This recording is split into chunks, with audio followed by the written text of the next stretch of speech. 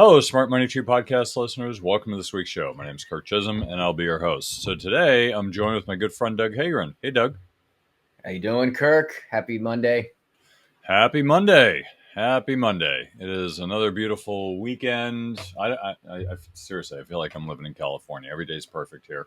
I thought it was because you have high taxes and lots of regulation. I wasn't sure where you're going with that. And mudslides and forest fires and Correct. bad politicians and homelessness. No, that's not us. That's we are definitely not to be confused with California.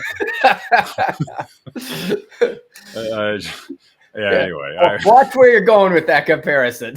Well, I could make fun of California and people say, well, it's because you're not a Democrat or whatever. But like, well, I live in Massachusetts, so, thumb my nose at you. And I live in Minnesota, and literally the only difference between California and Minnesota right now is basically different initials in our name. I mean, we even have a coastline. We have a sea here. I mean, other than that, they want to be California in almost all capacity. So.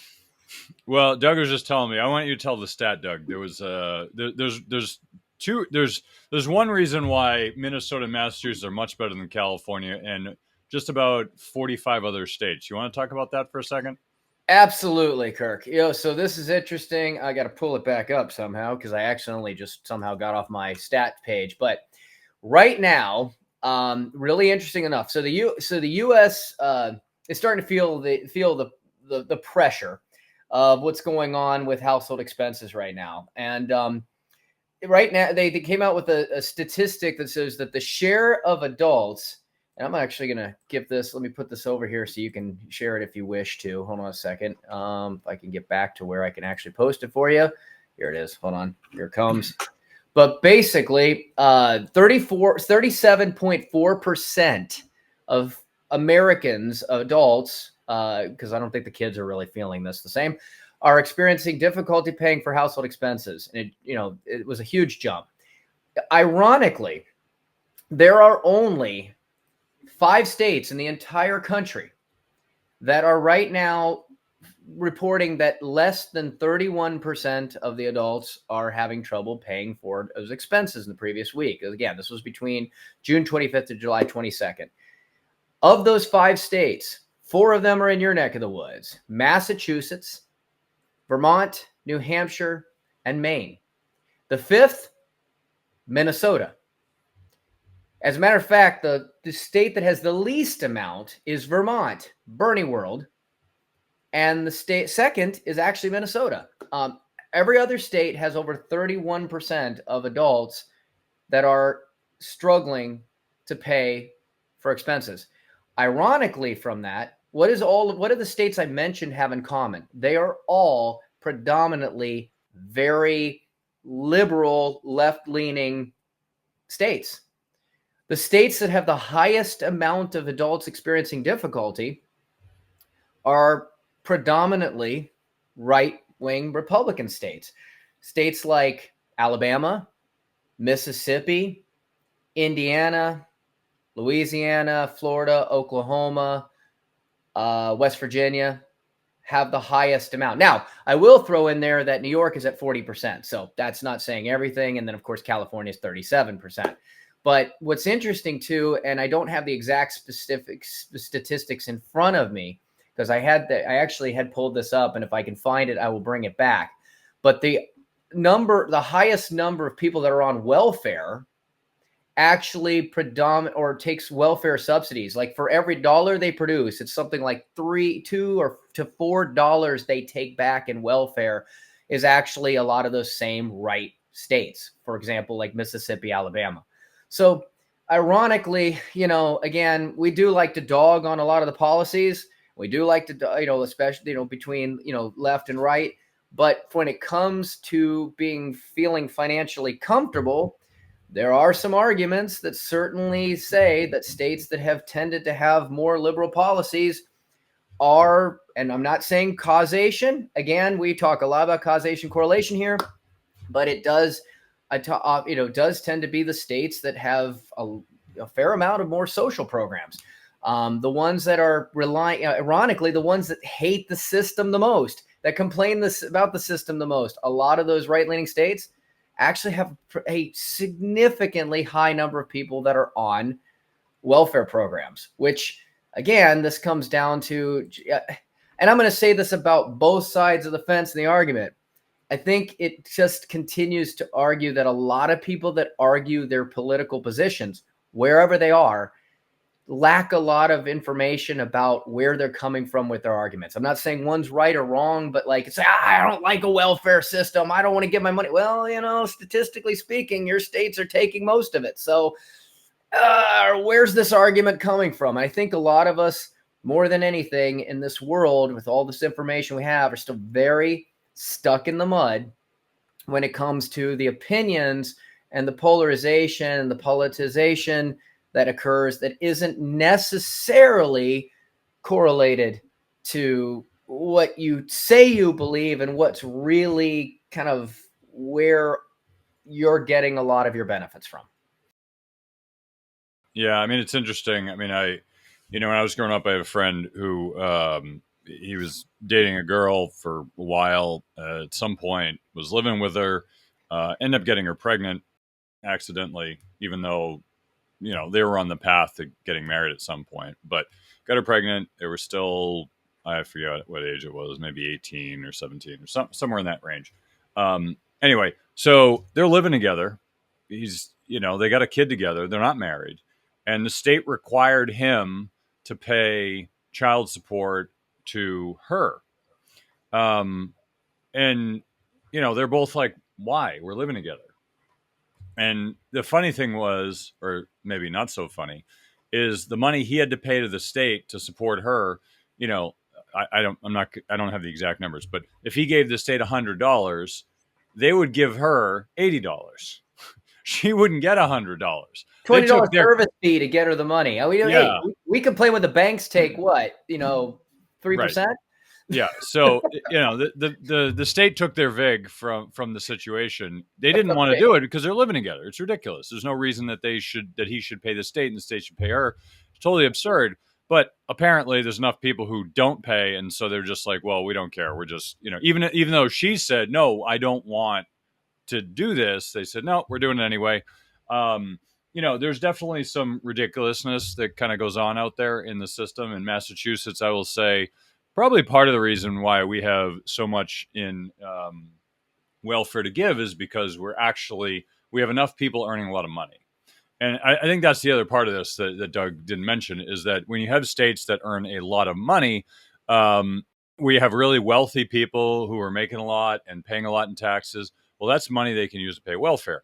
Now, I'm not saying it's good or bad, but Mhm. it kind of ties into this other element that is coming down the pipe, which is, no one who understands anything about economics thinks that universal basic income is a good idea. It's a terrible idea, and any sort of background economics will tell you it's a terrible idea. We How, had it. We had it during COVID. That's what a lot of the right. money that was given out was, and look where we are today. Well, it wasn't quite the same, but it's that was just giving you a pile of money. The concept of universal basic income was parroted by quite a few people, and it started with the big tech companies. The people have been sitting around and looking at the future and saying, "This doesn't look good. Let me come up with a quote unquote socialist idea of dealing with this." And I think maybe their heart's in the right place, but their brain wasn't.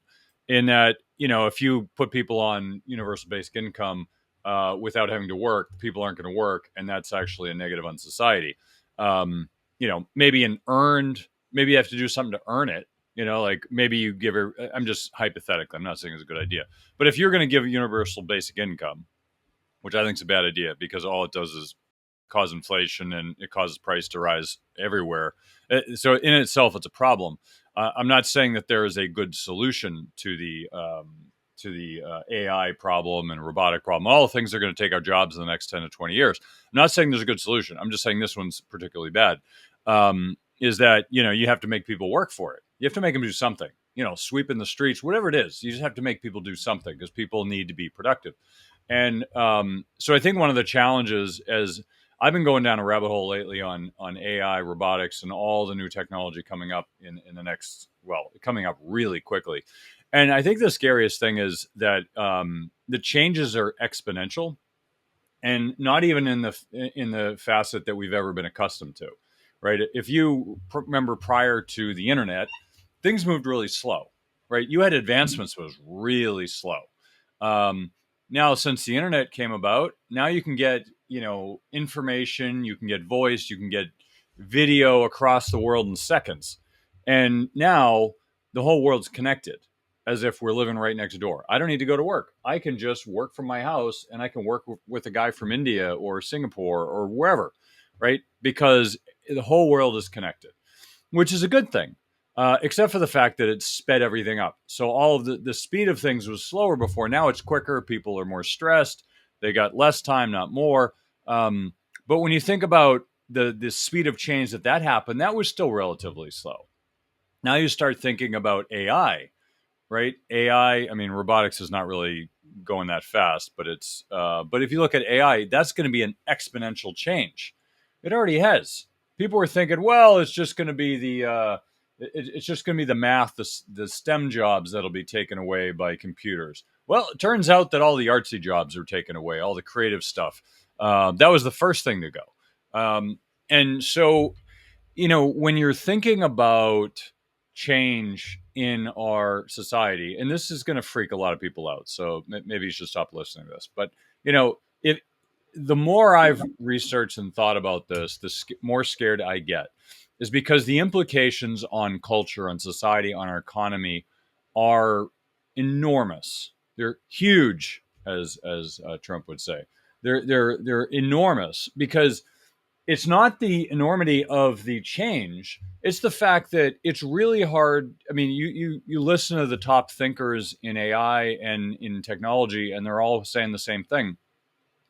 We can see up to a point. After that, we don't know where it's going to go because the change is so rapid. It's really hard to fathom what could or would happen with all the changes and what happens after the quote unquote singularity, and so on and so forth. um, but the challenge is how do you predict what's going to happen? How do you manage society in a society where people don't have jobs because AI has taken all the jobs?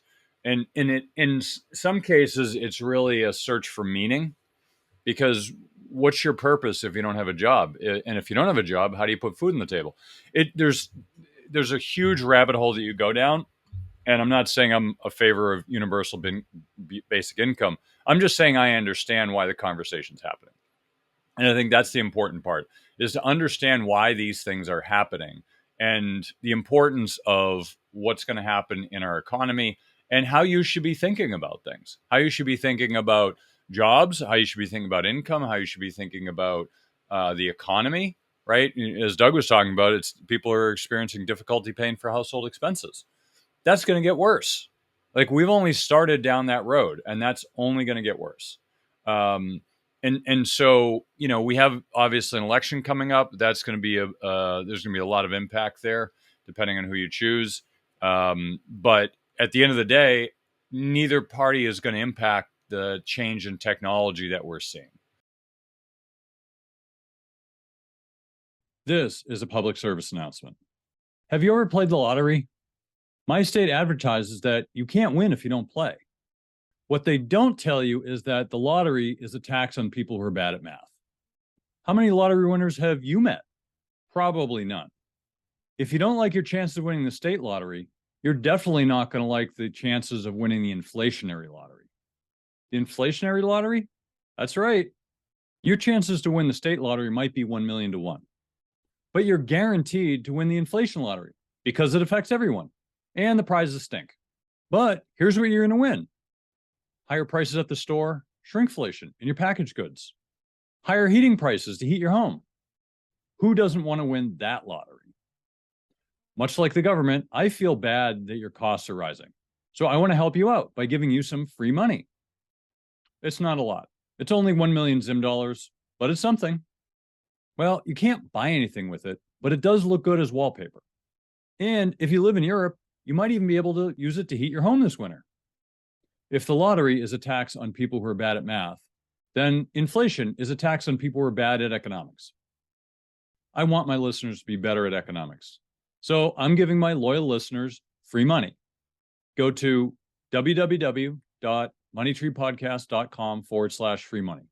Follow the instructions to get your free money today. I have a large audience and a limited number of these currencies. So let's make sure we get yours before we run out. Go to www.moneytreepodcast.com/free money. Follow the instructions and get your free money today. I wanted to mention one thing, and we'll get into other news because we skipped over our typical mindset piece in the beginning. But I did want to mention this one thing. Doug and I were talking about this beforehand. If you haven't heard of this, you need to hear about it. It's the BOI reports, and I'm sorry, the BOIR reports. Right? It's a BOIR. Yeah, it's a BOIR. So is that what it is? I'm searching for it. It's not coming No, up. it's the BOI. BOI. Oh, the BOI is BOI. for That's FinCEN. why. Yep. Okay. Yeah. It's the BOI report, the BOIR. Yep. Okay. So beneficial ownership information reporting with FinCEN.gov. Now, for those of you who aren't aware of this, you've got another 3.5 months before you get fined heavily. And essentially, what it is the government, as of this year, is requiring everybody who has a business or, I believe, a trust or any sort of entity. Which are all business entities by the government view. Right. So they've lumped trusts in there as well, just for those of you who don't think you have a company.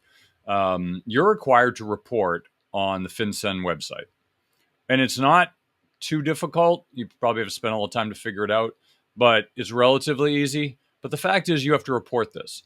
And if you don't, you get you get a big fine. It's like $300 a day or some crazy number.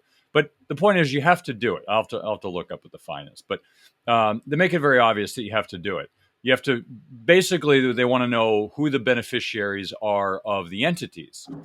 You know, $591 per day. okay, yeah. So that's not something I want to pay. So I'll just recommend everybody go out there and file this before the end of the year, or you're going to be in deep doo doo, as they say. And the government might come back later and say, "Well, we'll give you another year." It probably won't. You've had a whole year to do it. The challenge is it's kind of useless, and I'm sure it'll have some report down the line that they'll be able to go after people, and I'm sure there's some bigger plans at play in the government of what they're going to do with this information. But at the moment, you have to do it, and it kind of stinks, but just be aware of it. So I just wanted to mention it. So I think everyone is now. I know all the accountants are aware of it because they've been getting, they've had plenty of CE credits throughout the year. But I definitely wanted to say it. Let's touch on one thing, and I'll give it back to Doug. So getting back to my AI discussion, one of the things to be aware of is the impact of all of the things in our society that we don't think about when you have this exponential change of AI. And if you look at Social Security, and we all know that at some point in the next 10 or so years, Social Security is going to run out of money.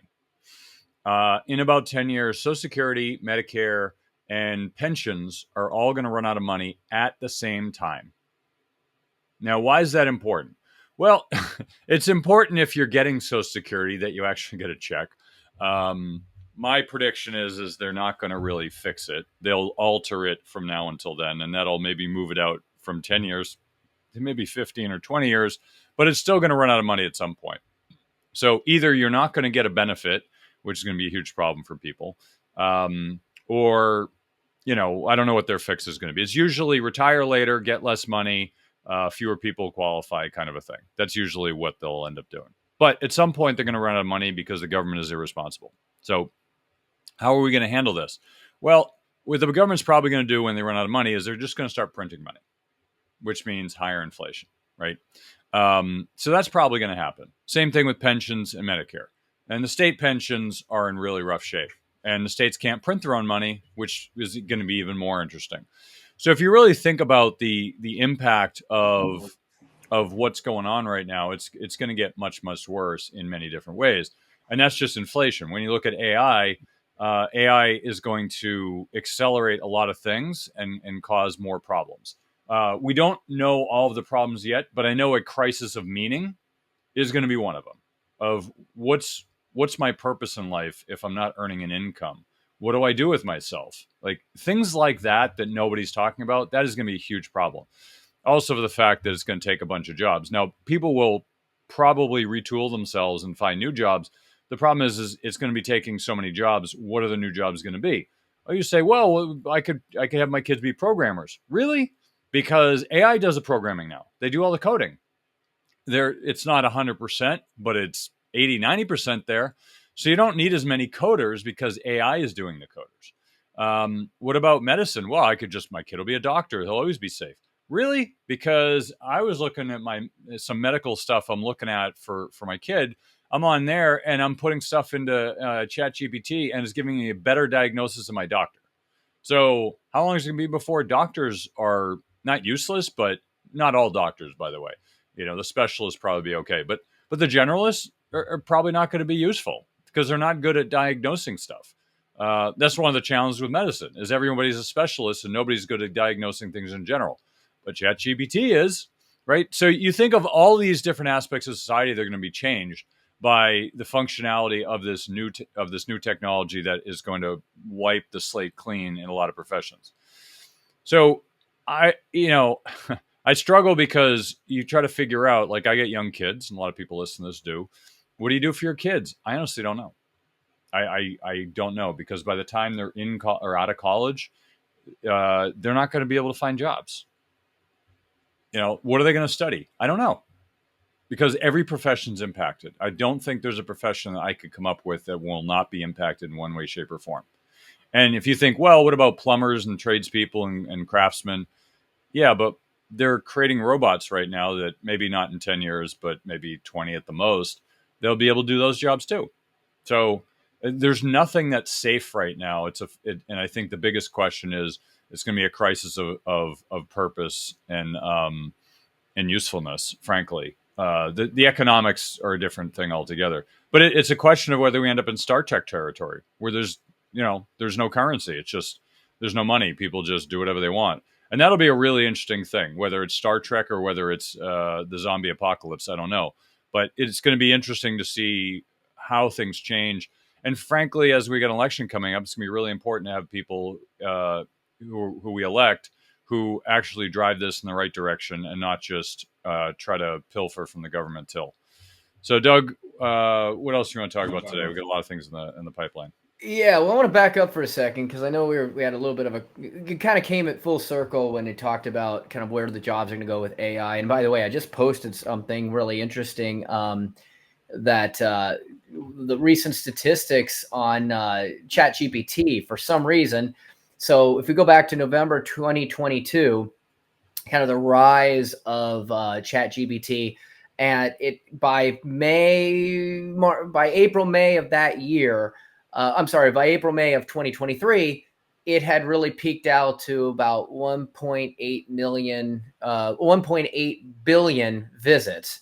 And it had been staying fairly consistent with a little bit of a dip there until May of this year. But for some reason, and again, I don't have any explanation, I just found this very interesting, that as of, about April of this year, the amount of monthly visits to ChatGPT have plummeted. They have dropped down to back where they were in the pre-February 2023 range and continuing to decline.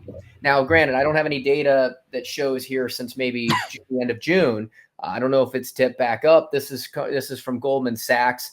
I do know that I have kind of talked to some other people out there that are using some different technologies. So obviously, when ChatGPT came out, it was absolutely a game changer.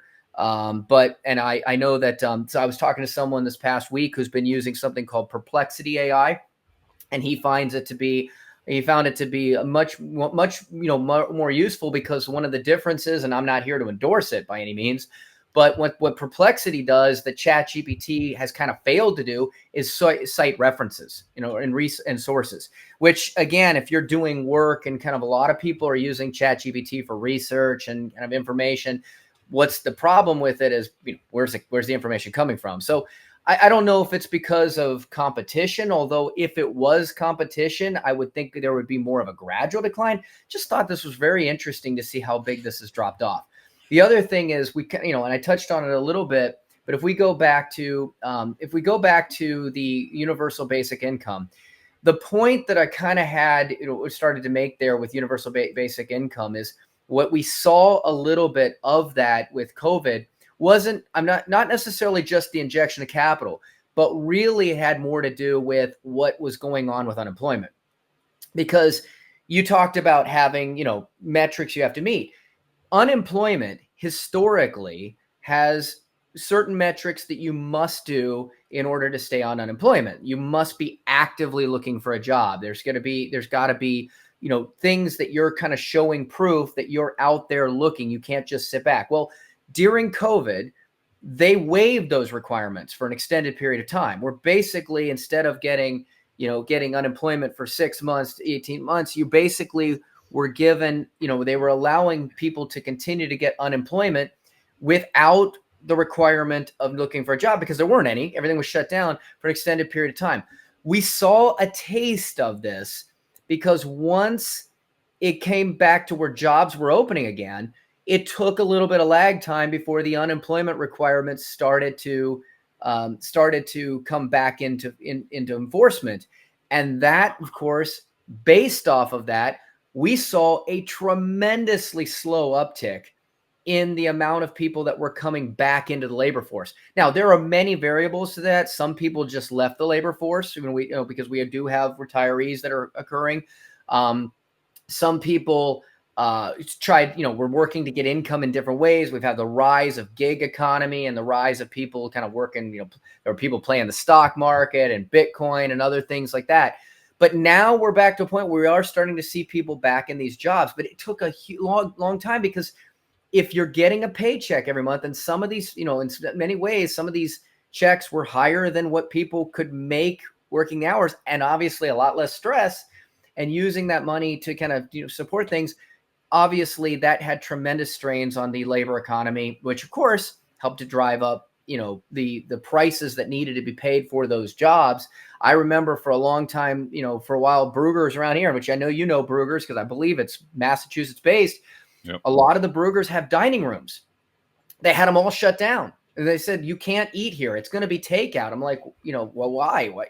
Because we don't have enough people here to be able to clean up. Like we've only got 2 people working on staff. We can't get anybody. I had many conversations with managers about what was going on at the time, and people just wouldn't come back. We're talking looking at, getting 100, and I think she told me she was getting 100 resumes for jobs. And when she'd reach out to them, only like basically 10 responded. And of the 10 that responded, every one of them had like criminal backgrounds. Like they were unemployable, right? So I think that's just a little bit of a taste. The other thing too is that when you have that injection of capital, whether it comes from PPP or it comes from just an income that, people don't have to work for to necessarily get, it does contribute to inflation. I'm not saying it's a cause of inflation, because we've talked about inflation on this show, educating that it's 2 sides, right? It's having more income, in other words, supply of capital, and a demand for goods versus what goods can be produced and the supply of those goods to match it. This is why we've said there was really no inflation after 2008, because yes, we had QE, but we also had an increase of production. We go into COVID, you had an increase of capital, easy capital, PPP, lots of money from the government. We didn't have the workers and the production. Guess what? Welcome to inflation.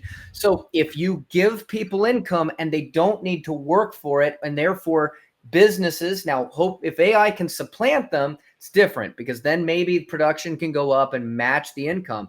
But if there's a disequilibrium going on there, that could be a contributor to indefinite inflation, because lots of people with money, but not the ability to necessarily produce to keep up with that. So again, I think that's one of the, the major potential disruptions that absolutely, could occur there.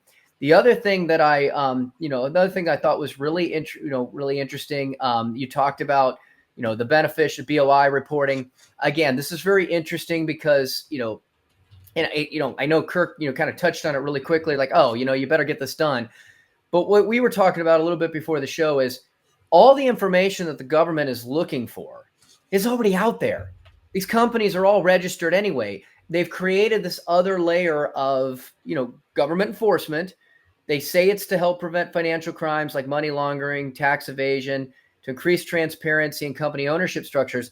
I don't know about you, Kirk, and anybody else listening that has a business. Every year that I file my 1120 or my Schedule C, it says who the officers are. It says who the owners are. It's all out there under public record.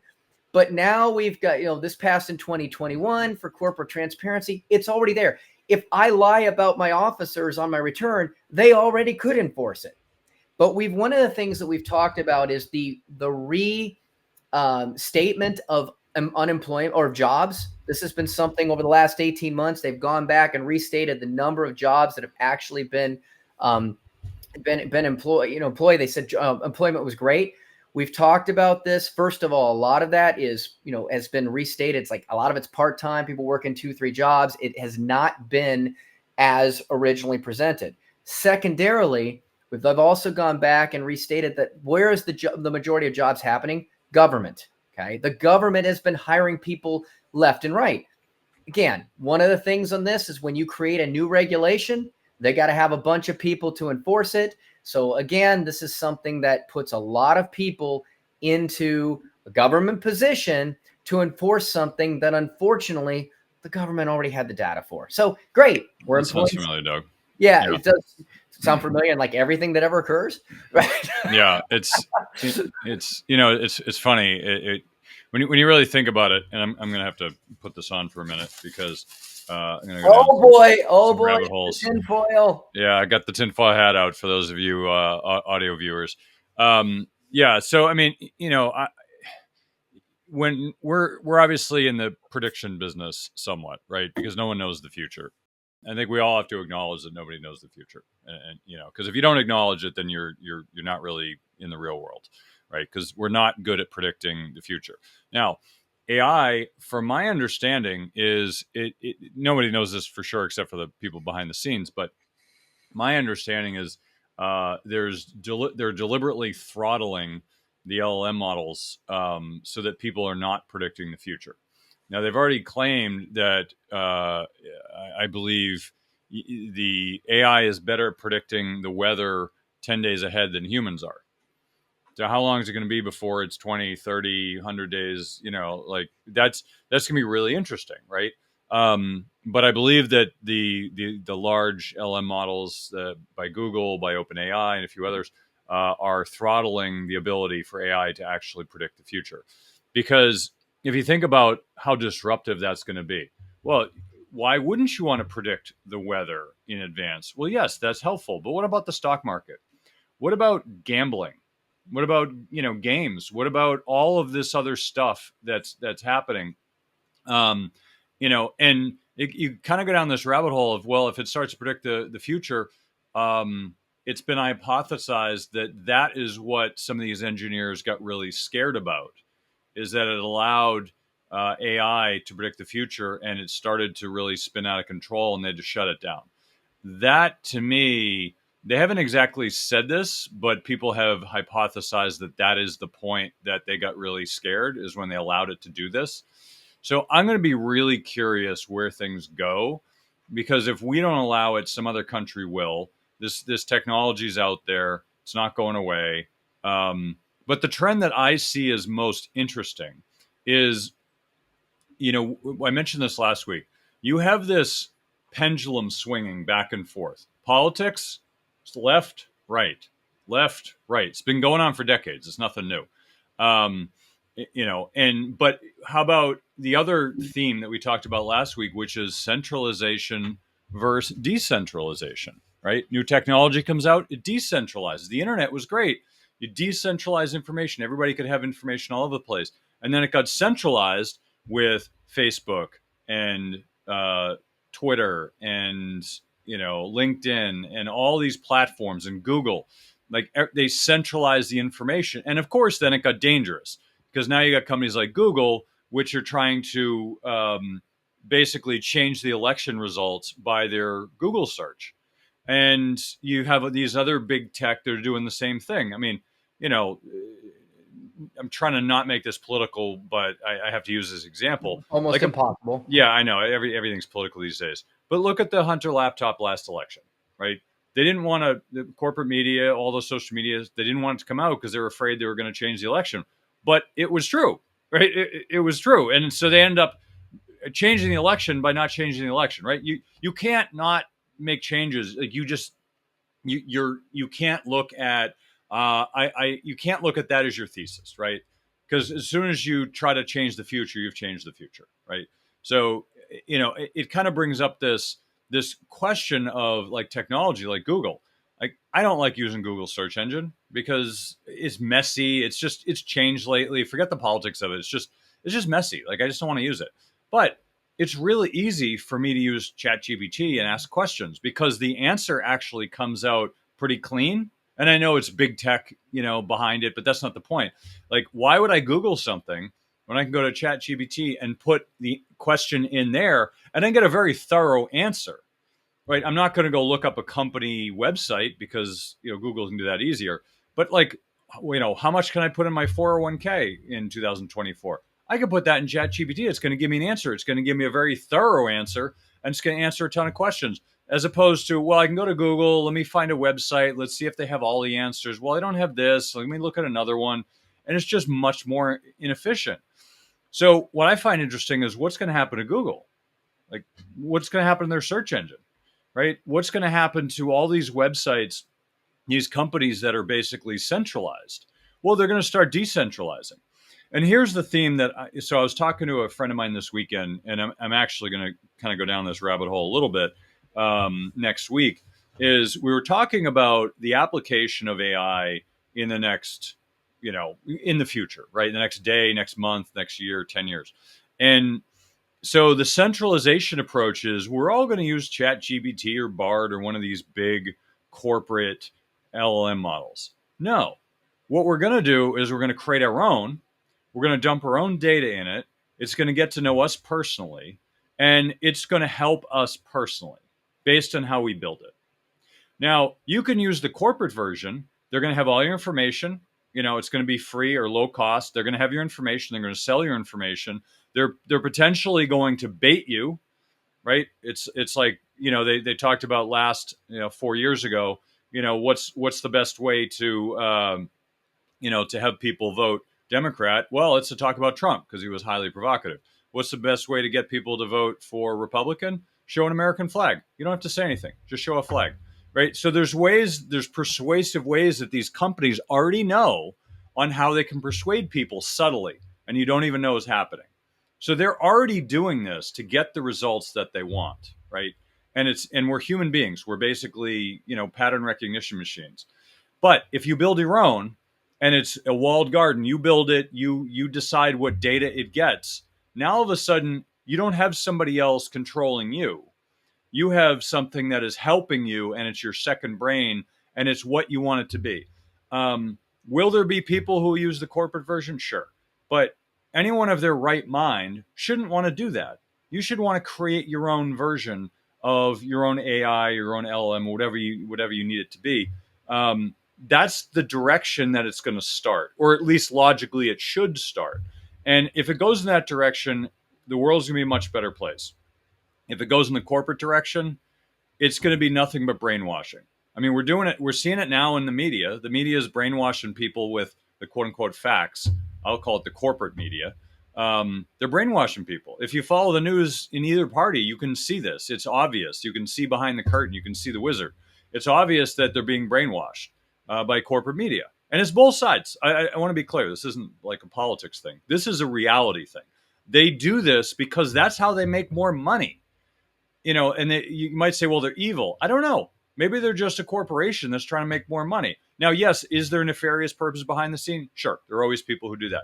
But they're trying to make money. How do they do that? By hitting your fear sensor, by hitting your greed sensor, by getting you in an echo chamber and telling you things that you already, quote unquote, know to be true. And they're just telling you more of it. So you don't get both sides because they're giving you what you want to hear. And you keep coming back because it strokes your ego.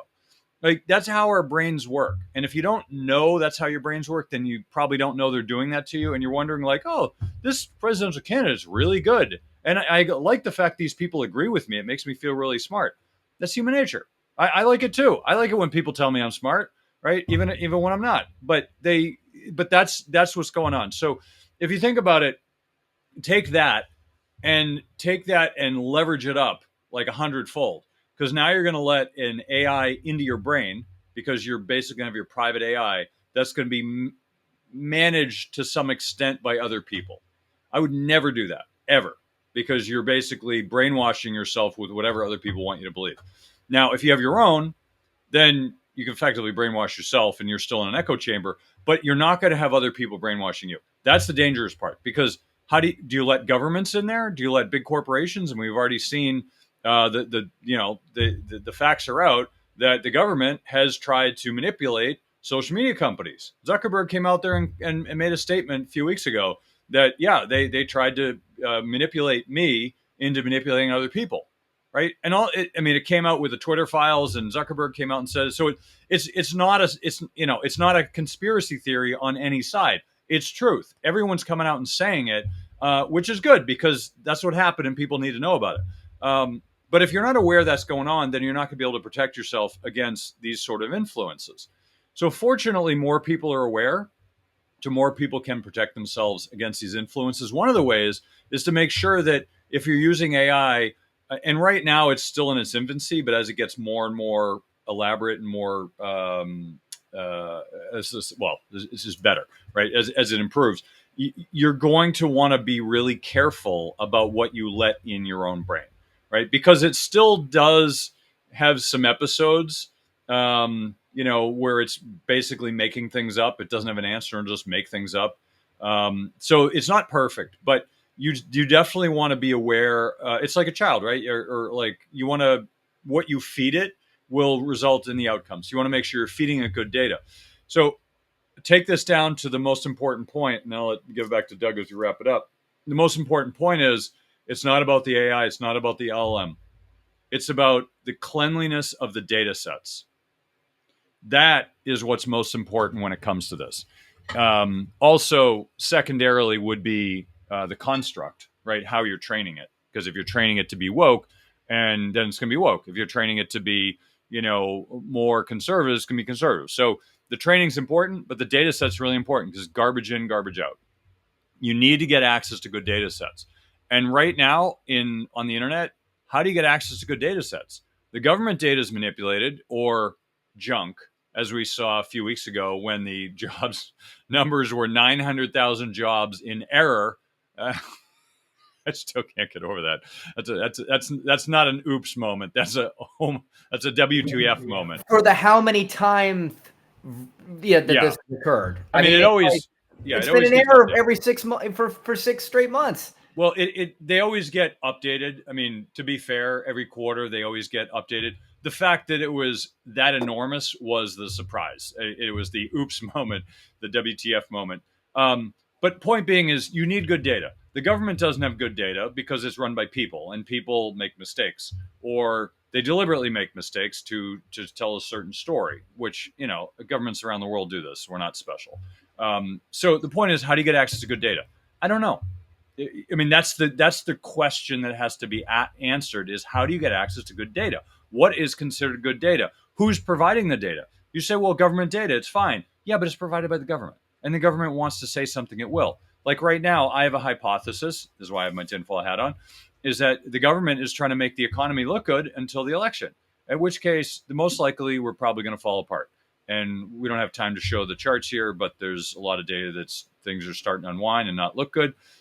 My guess is they're trying to make it look as good as they can until after the election, and then after the election, it can happen whatever happens, because the election's over. And my guess is, the people in power want it to be better because they want to stay in power. And it's not Democrats; it's all people want that, right? And both parties want, if you're in power, you want to stay in power, so you want a good economy. So my guess is after the election, probably we'll start to see a lot of revisions in a worse way. But we don't know. That's a guess. So I'm going to take off my tinfoil hat and let Doug wrap it up here. Okay, then. Well, hey, Kirk, appreciate it. All right, well, I'm going to wrap up because I know it's that time, and I appreciate you having me again. Listen, if you are a family that is, and we're not going to get into the data, we've gone into it before, and we'll get into it again. But right now, let's just put it this way: across the country, and especially in certain states, 50% of people are struggling to be able to afford their bills. Credit card defaults are up. We actually saw a new stat that just came out. We'll get into this later. That about half of the mortgages in our house in the country are now paid off. Okay, excellent. But that also shows that just having your mortgage paid off does not necessarily fully translate to feeling economically healthy, right? So I'm sure a lot of these people would like to have some liquidity. And if we're talking about liquidity, basically there's six major risks that people have to worry about for retirement and financially health. And one, is, of course, is liquidity. I'll come back to that. There's mortality, there's inflation, there's taxes, there's market volatility, there's longevity. All right. So when you add these things up, it's important to really make sure you understand and stress test which of these problems are going to be a problem for you. When it comes to liquidity, this is probably one of the biggest problems. Access to capital is the biggest cause of financial stress. And if any of you are actually looking at housing, or number two, looking at college, then liquidity is going to be a major focal point for you, because where are you going to get the money for college? You've either already saved it, or you're going to have to have enough cash flow to cover it and make smart financial choices around that. Otherwise, you're going to have to figure out how to deal with that in the future as you manage the loans you're going to have to take, and ultimately, or not having enough liquidity for other things. If this is something that is a concern of yours, and I know for most of you listening, it is, putting your head in the sand like an ostrich is not going to help you. Okay, this is not going away. You might have a 14-year-old, you might have a 6-year-old, you might have an 18-year-old. Guess what? There's going to be a deadline and a time limit on this. And the earlier you start, the earlier that you can make a good outcome happen. Find out more information on this, because you can't afford not to, and you must integrate this with the rest of your financial plans. You can go to our website at mergentcollegeadvisors.com, and that is MERGENT, mergentcollegeadvisors.com, for more information. Great. Well, Doug, I always appreciate you coming on the show, sharing your wit and wisdom with us. That's the show for this week. Thank you again for joining us on Money Tree Investing Podcast. My name's Kirk Chisholm, Wealth Manager of Innovative Advisor Group. We don't just manage your wealth, we make your life better. You can find more about me at innovativewealth.com. And of course, you can find me every week here on this show. You can also check out our show at Money Tree Investing Podcast. On our website, you'll have access to the show notes, resources, and the archive shows. Please remember to subscribe on our YouTube channel for immediate access to the new shows when they're released. When you subscribe to the show, it allows us to get access to some of the top minds of investing in personal finance. While you're here, please leave a comment and question if you want us to address it on the show. Have a great week ahead, and remember, no one will care about your money like you do, so invest in your life.